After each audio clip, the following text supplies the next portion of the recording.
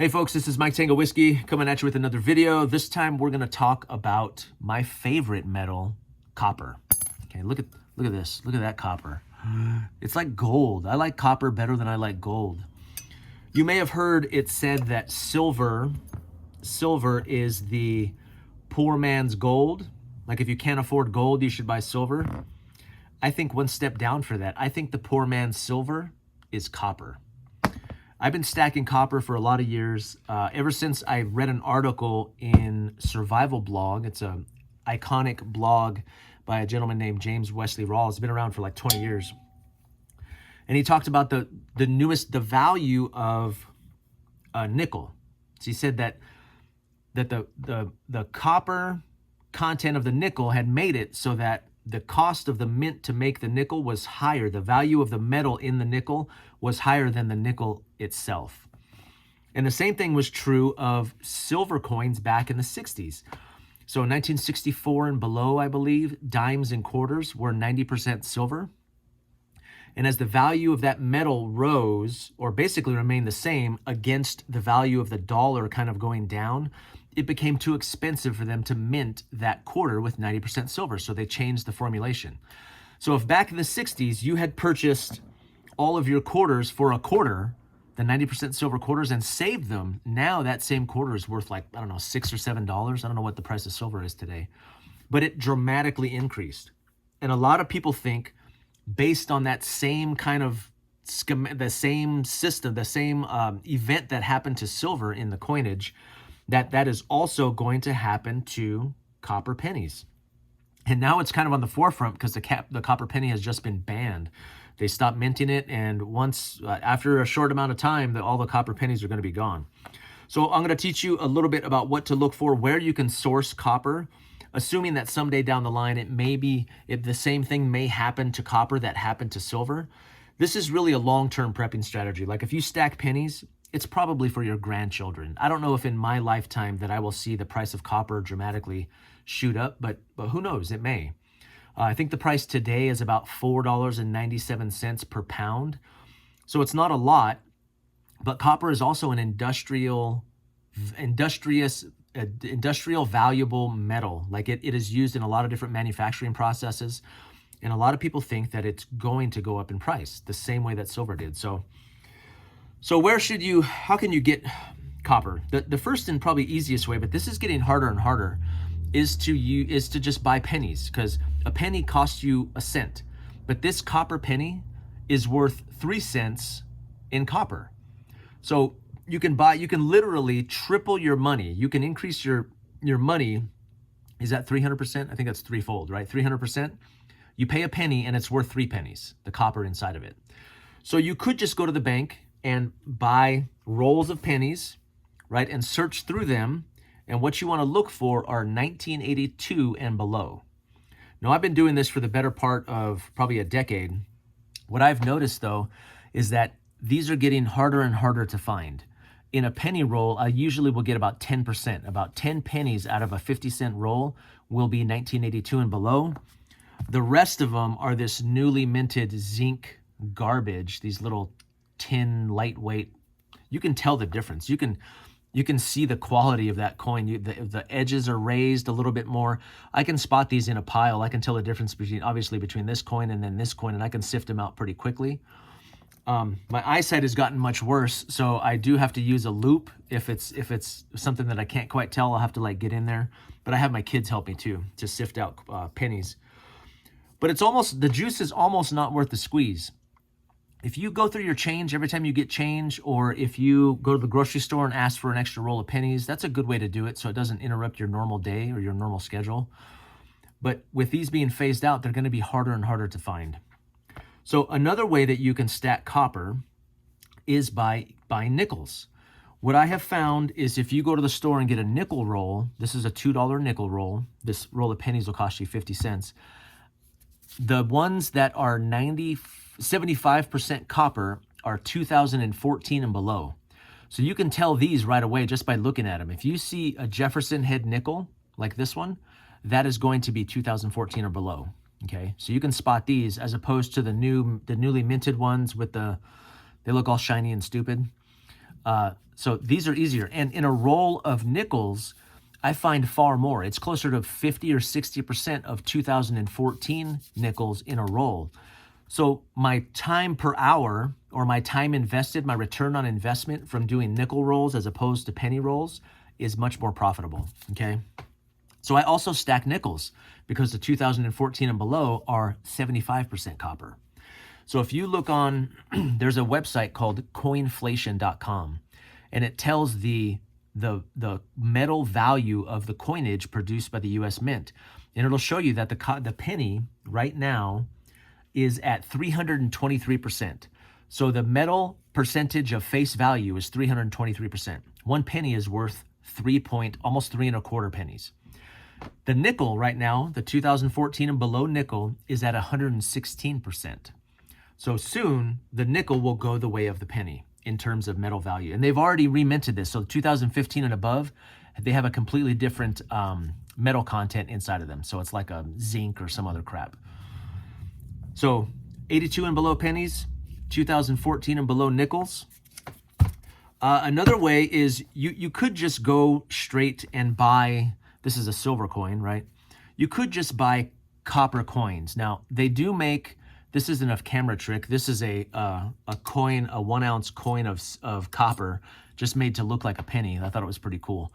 You can buy copper bullion, just like you can buy silver bullion. But this coin costs $4.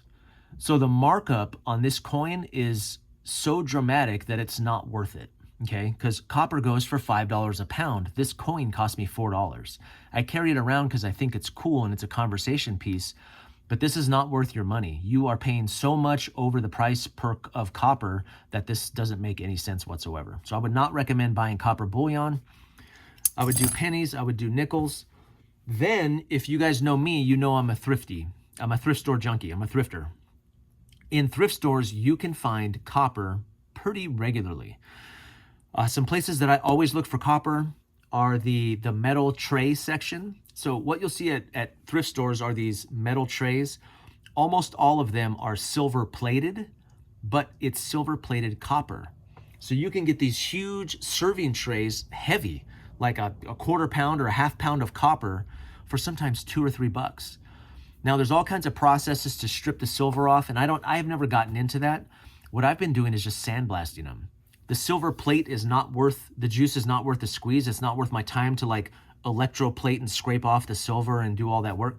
I just take the trays over to, I have a shop that I use where I can go and use a sandblaster, and I sandblast the silver off, and I have copper trays. And they're put away right now, so I can't show you. But trays are a good way to get copper. Also in the metal section of the thrift store where you might find bowls and that kind of thing. I don't even know what that is. It's just some, I think it was used as an ashtray. But this is a copper bowl that I found. It looks like it was made in India or the Philippines or something. And you can tell by the, what is that called? It's not condensation. When it begins to corrode, the corrosion on there, that it's turning green, just like the Statue of Liberty. So you know that this is copper. And sometimes I'll take a little file with me, and when I find a piece of metal, I'll file the edge just real hard and sharp on a little spot, and you'll see if it's pure copper or if it's some sort of brass plate or stainless steel plate. Like I guessed wrong on these. I saw these at a little junk sale, at a yard sale, and I thought that they were pure copper. It turns out, though, that they were copper-plated stainless steel. So if I was smart, I would have had a magnet with me, and that would tell me right there that this is not copper. So I was tricked here. These are copper plated, which is not the norm, but I still think they're kind of cool. But here, no sticky, yeah? No sticky. So you can take a magnet with you too to test copper plate or different bowls or dishes and that kind of thing to see if it's copper. This is a great example. This is, I showed this in a recent shill spill. There's a lot of copper cups because I guess it's cool to drink vodka out of a copper cup. Most of these are also copper plated stainless steel, but this one, this is machined. This is by Tito's vodka. This was machined out of straight copper. This is pure copper. This is thick and heavy. I want to say this cup right here, I found this, and I want to say I paid like $3 or $4 for this Tito's, and when I found it, I was like, oh man, that's So this is 9.5 ounces. This is 9.5 ounces of pure copper. Really good cup. Plus, it's cool to drink out of anyway. But this is a good way to get copper, is the metal section at the local thrift store. Other ways, so this was during the pandemic at my job. So I worked for a native tribe, and they started making these things so you can grab a door or a handle without using your fingers. I don't know if you remember these. These came out in the pandemic. But they were giving these out as gifts to everybody during the holidays. And nobody else cared about copper like I do. So I traded with all of my coworkers. I was like, hey, I'll buy you a coffee if you give me that little buffalo grabber from you. So this is all pure copper too. This is pure copper plate, 1/4-inch copper plate. So I snagged all of these from my coworkers, and they go in my copper stash. And when you start stacking these, there's a kind of a, I don't want to say a coincidence, but this is a 7.62, what is it? No, 30 millimeter, I'm sorry. 30 millimeter can. Is that what it is? I think it's a 30 mil can. And when you go to stack these coins, the nickels and the pennies, they fit inside of there snug as a bug in a rug. Look at that. So this is the way that I stack pennies and nickels, is in these ammo cans. And my plan is to, I don't know, bury these in a field someday when I get land, and then have my grandkids dig them up, and they're worth like $8. No, I'm just kidding. Hopefully more than that, but this is a really easy and below cost. So it's one of the few ways that you can pay for, you can get something for less than its actual cost, less than its actual value. Like it's always on sale. 82 and below pennies, 2014 and below nickels. You're literally making money. Literally, you're literally making money. So I hope this helps. With the banning of the penny, this is going to become probably a bigger thing over time. I've seen, when I'm in the bank, you can go to the bank and buy a bag, a $50 bag of pennies, and then sift through them. But like I said, I'm running about 10% of that bag where I find actual 82 and below. I find that nickels are much more profitable. So I've been going through a lot of nickels and stacking those instead. And then checking your local thrift stores, okay? There's other ways to do it too. Some people I've seen stripping wire, like stripping the casing off of wire, because copper wire, like speaker wire and cable wire and that kind of thing. But always be looking in the thrift stores. Sometimes you'll find like AC coils, like the copper tubing, the copper coils. Yeah, you got to think outside the box. You got to look in the metal section for things that are actual copper. Take a little magnet with you, just as a way to test. Keep this on your keychain, and you can kind of test out to see what's copper and what isn't. And you can literally make money by stacking copper. This is more like post-apocalyptic, like in an economic collapse. This is a collapse prep for sure. It's a cheap and curmudgeon-y way to to gradually make money and maybe prep some financial security for your grandchildren, to be honest with you. So anyway, I hope this helped. If you're getting interested in that, and it's an easy and kind of a fun way to do some prepping. So this is Mike Tango Whiskey, and I'm all clear.